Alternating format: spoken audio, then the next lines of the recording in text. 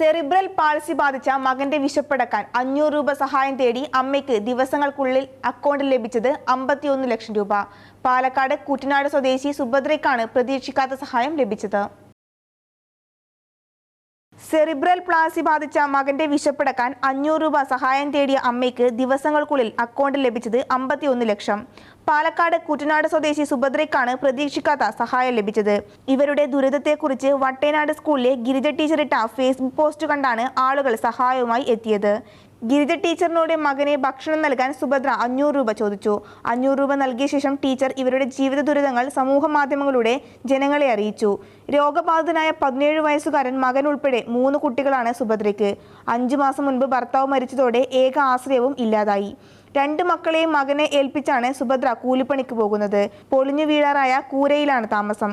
സുഭദ്രയുടെ ദുരിതമറിഞ്ഞ ജനങ്ങൾ അകമറിഞ്ഞ് സഹായിച്ചു. ഇതോടെ സുഭദ്രയുടെ ദുരിതത്തിന് അറുതിയായി. You talk Palakkad.